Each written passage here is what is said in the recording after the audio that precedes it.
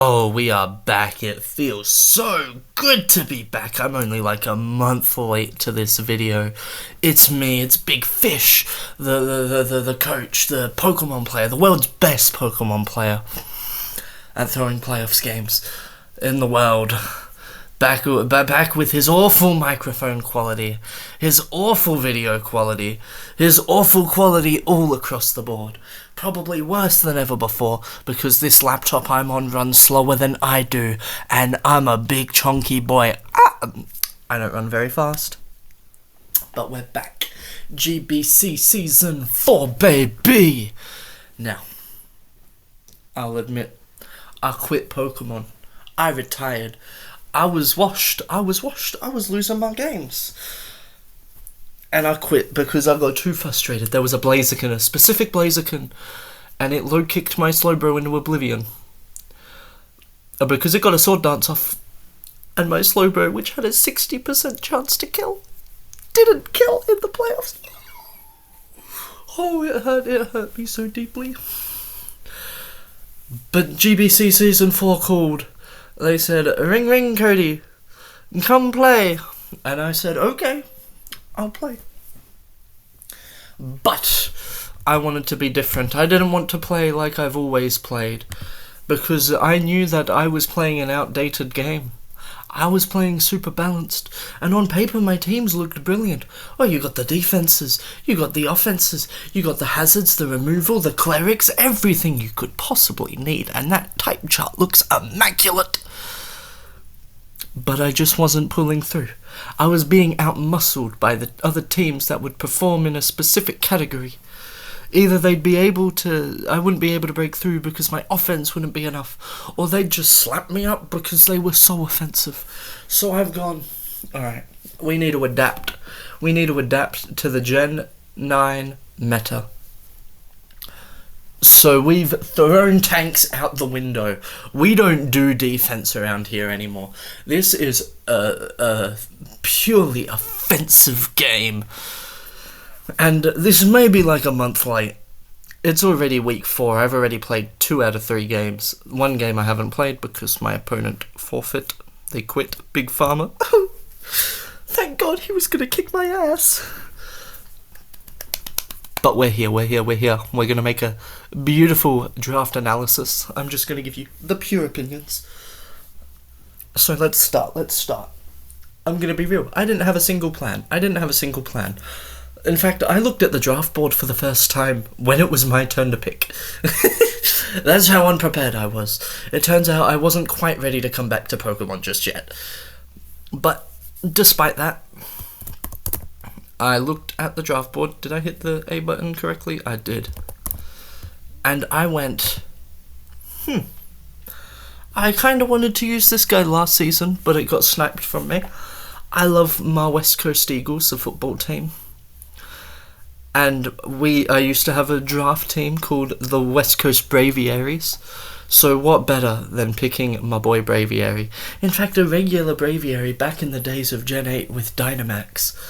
I used to get 21 kills and I think it was 1 death.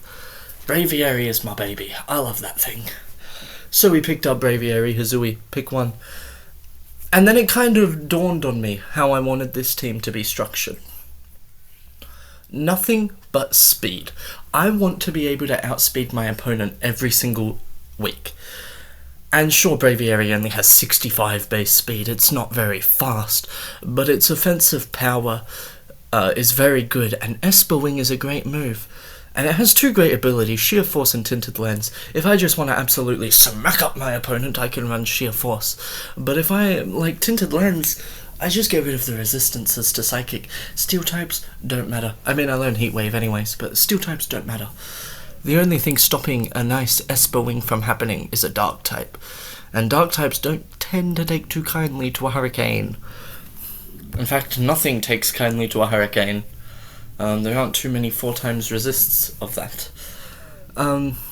So really, Braviary is going to be clicking Agility or Esper Wing pretty much every week. It's going to be getting nice speed boosts.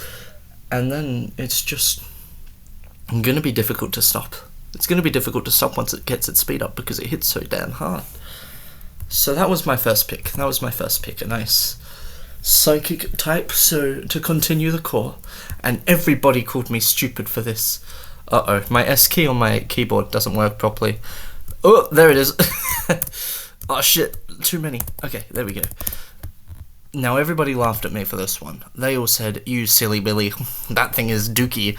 I don't even remember how many points I picked it up for. I think it was like 14 or some shit. They said, "You silly Billy, that thing's dookie. It does not learn sword dance."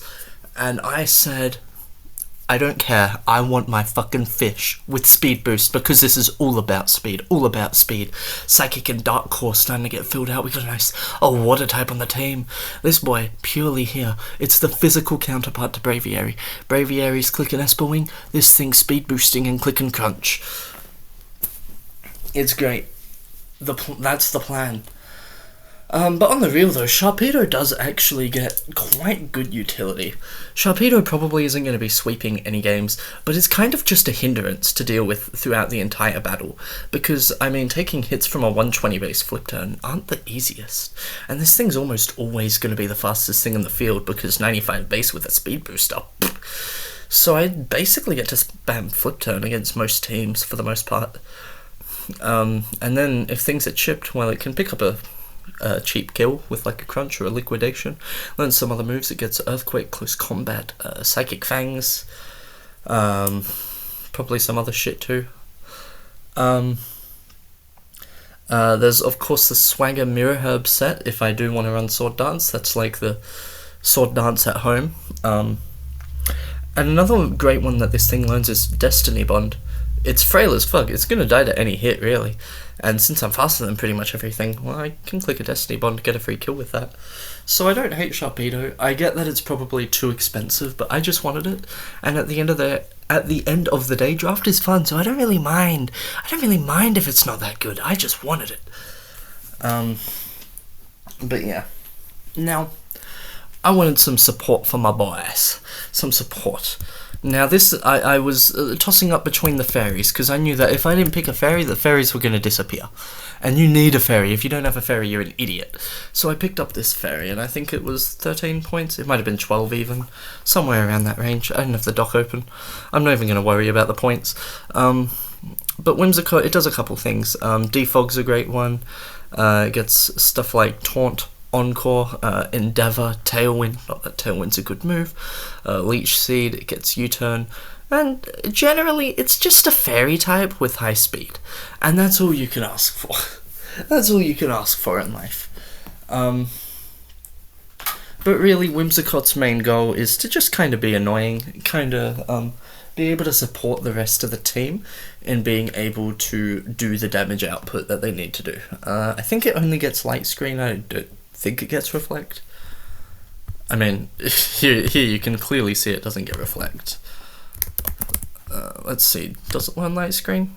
Yeah, it does. So, I don't know why Pokemon are like that. They learn one but not the other. I think they should all just learn both, but I digress. I was tossing up between Whimsicott and I believe Aromatisse. And I was like, look, Aromatisse is too bulky. Pokemon like Alomomola, those are fine. Those are fine. And I know Alamomola's banned because low tier and it's a piece of shit. But like, in high tier, Alomomola is like a tanky Pokemon that I'm okay with using in a full offensive team. Purely because it gets off Flip Turn Regenerator. It's really comes in, sponges a hit, and then slow pivots out into whatever you want. And that's really its only function. I've clicked Flip Turn with Alomomola in a different league about a bajillion times, and the amount of times I've clicked one of the other moves that Alomomola has, not very frequent. Whereas Aromatisse doesn't feel like that because it just isn't pivoting out. It's coming in, sponging the hit, kind of, and then trying to click Wish Protect, and it's just purely tanky, and it just halts the team. So that was one reason I preferred Whimsicott. The other reason was because, well, I've used Aromatisse before, haven't used Whimsicott, so I always like using new Pokemon, so that's what I did. Anyways, next up on the list, I was also very aware that the ground types are limited, and I didn't really want a low tier ground type, but the high tier ground types, none of them really screamed to me. None of the high tier ground types screamed to be a Pokemon that would be really, really offensive. Unless I went really, really high tier and just had no money left. But I settled for this one, and this one's a little bit of a facade, it's a little bit of a fake. It's my boy Sandaconda. I love this Pokemon as well. I believe it was 12 points. It's just, you look at its stats, 72, 125 for HP and defense, and you think, oh yeah, that's a physical tank. It gets like Stealth Rock, likes to run like Rest, Shed Skin. It's like, it's bulky, right? Wrong. This boy is not a tank. This boy is a bulky sweeper build, because as of Gen 8, I say as if it wasn't spawned in that generation, Scale Shot exists, and Scale Shot is very fun. Scale Shot is very fun for Sandaconda because 71 base speed isn't that bad. In fact, it's better than Braviary with an Esper Wing, so we can get pretty fast pretty quickly. And then it's a attack stat as well, 107, nothing to scoff at. It gets Coil as well, so you can set up that attack stat. Really, the only downside of Sweeper Sandaconda is A, Scarfers, and B, special threats. Because, like, +1 attack, defense, and speed, I mean, we've basically got a physical Quiver Dance going, and Sandaconda's going to be hard to take down after a physical Quiver Dance.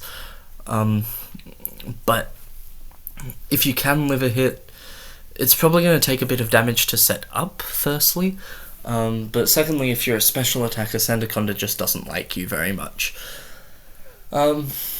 But I still very much like that Sandaconda can double. Most teams are very weak to Earthquake a lot of the time, and usually your Earthquake resist is weak to Stone Edge, or in this case, because of loaded dice with Scale Shot and Rock Blast, Sandaconda becomes a very threatening physical threat. That's a good sentence. But of course we can run the bulky variants as well, with the full defense rocks and shit like that. And that's good as well. I like that it can double.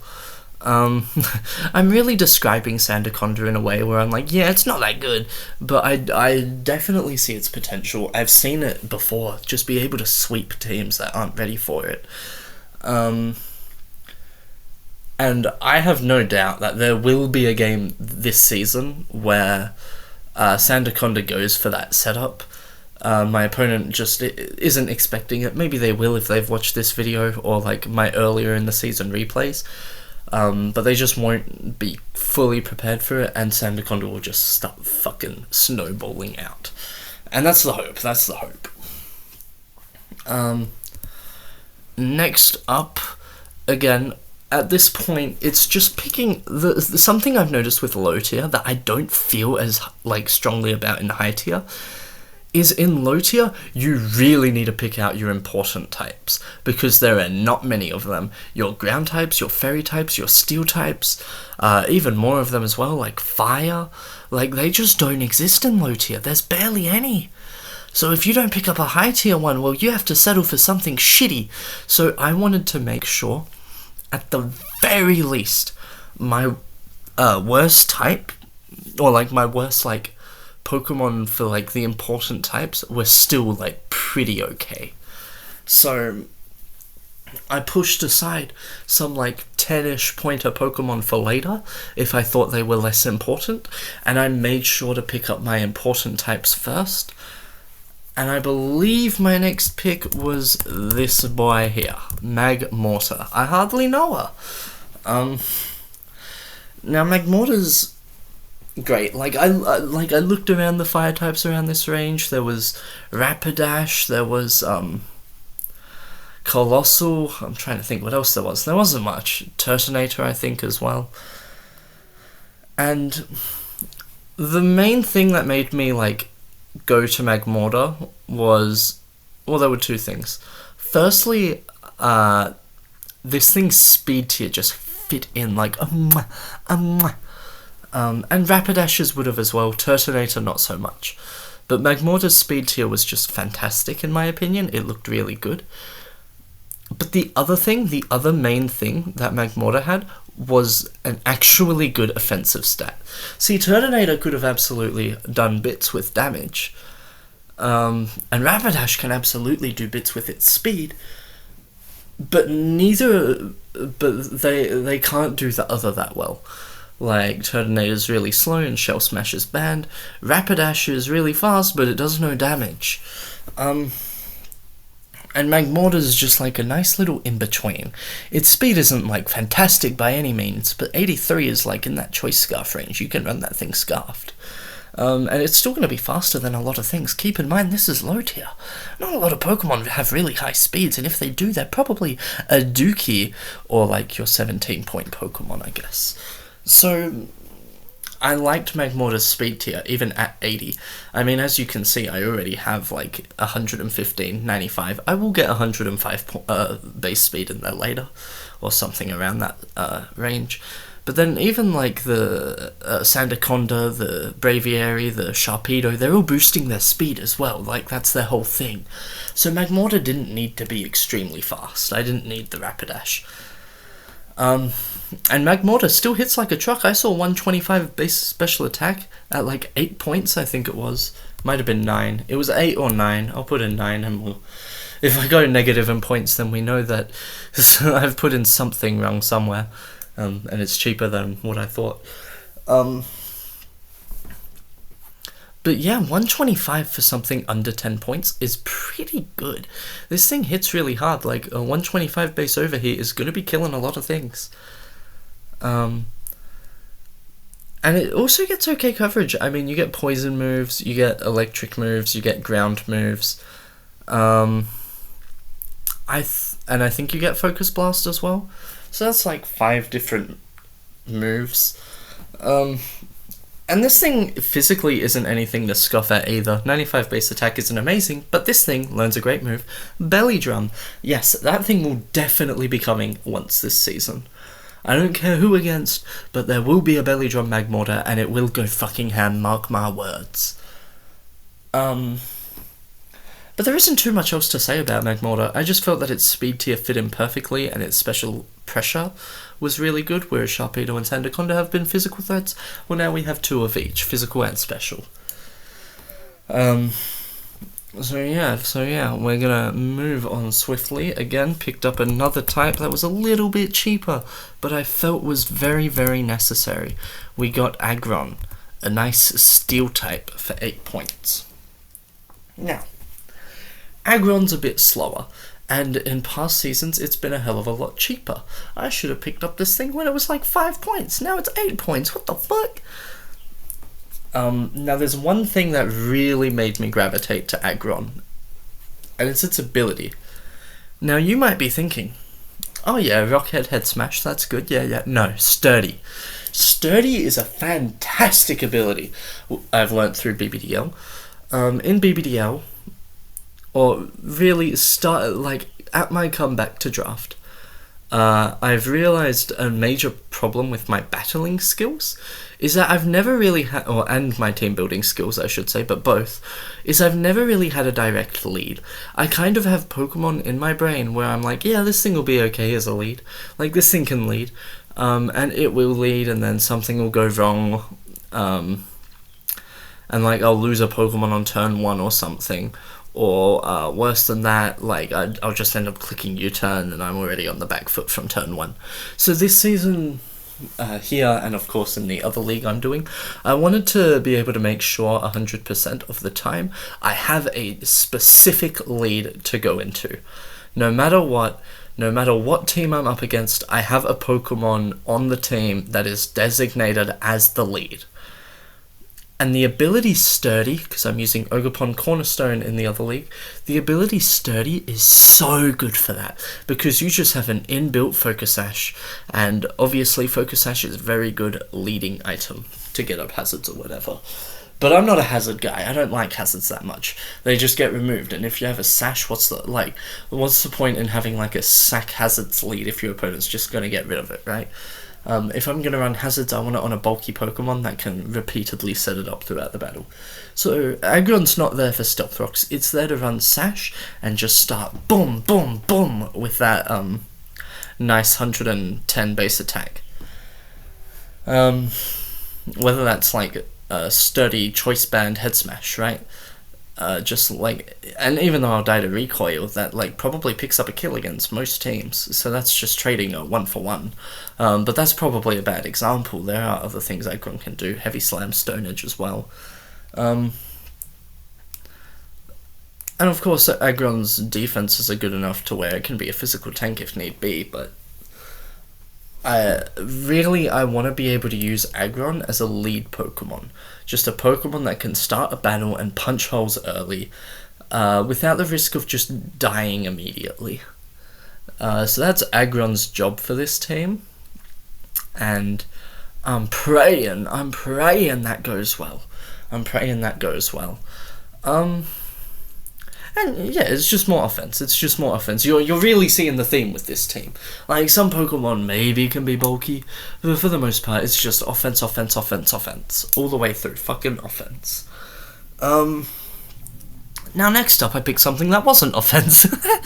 Funnily enough, I ended up picking a Pokemon that was more utility, kind of like that Whimsicott is.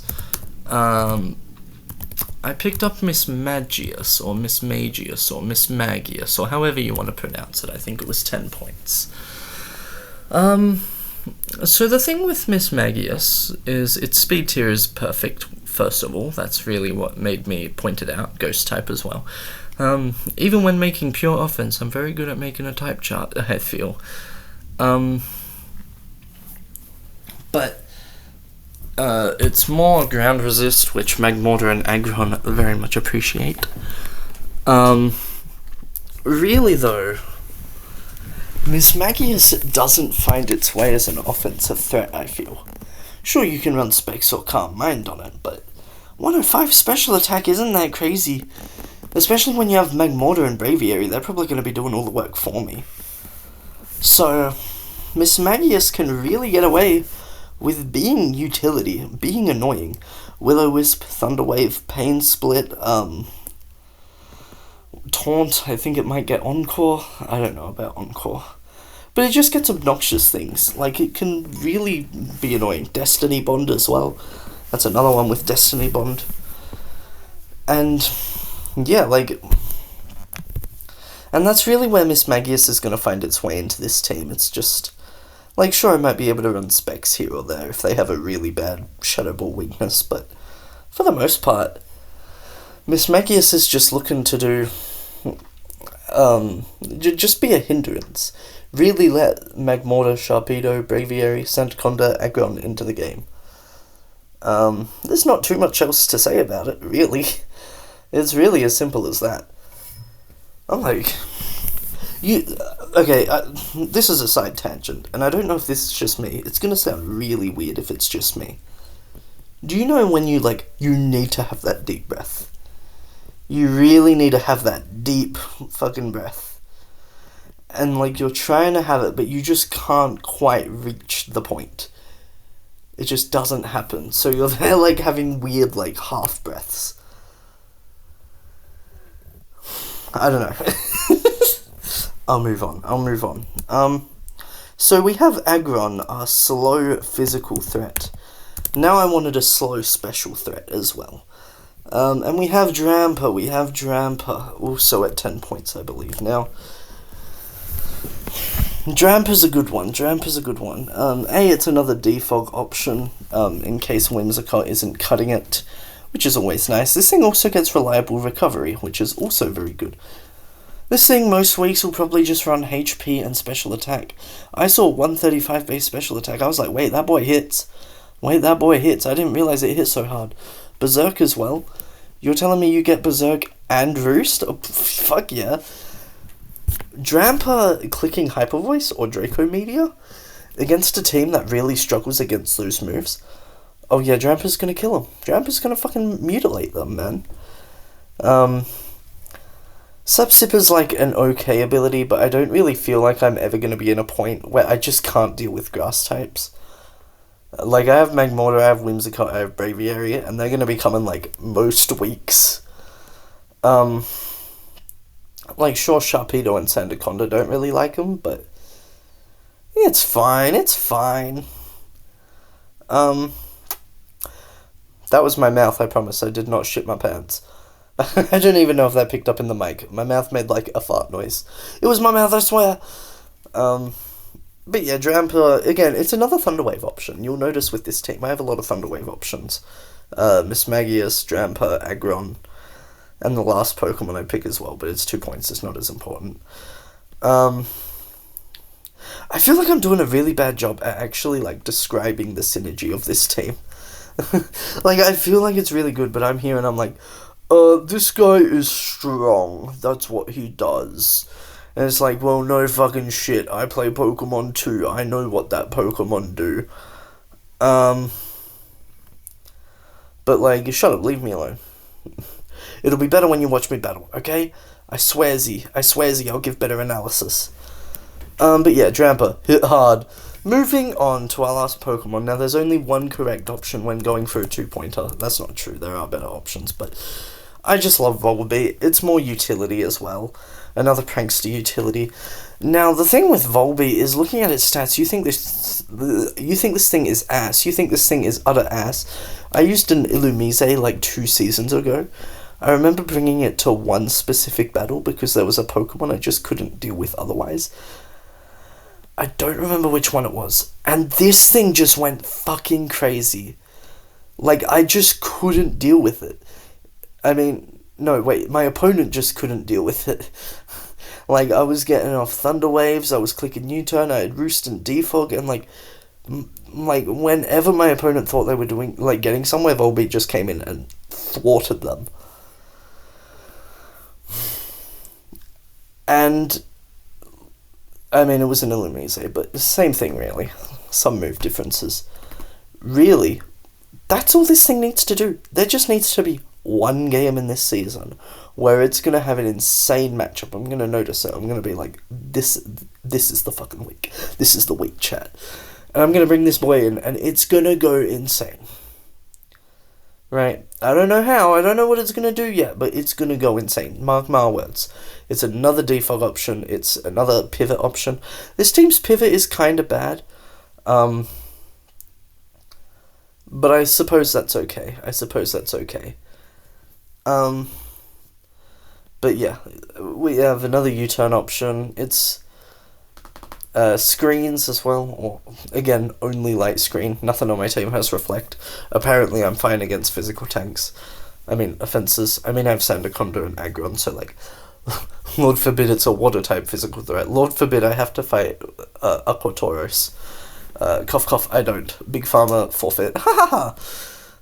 But yeah, that's my team. This team gonna go crazy, trust me. I'm gonna win every single game. I'm gonna go fucking 8-0, win all the playoffs games. They're all gonna be 6-0s, trust me. But anyways, if you watched this, thank you very much. I'm gonna keep recording because I'm gonna do my analysis of my first 2 games.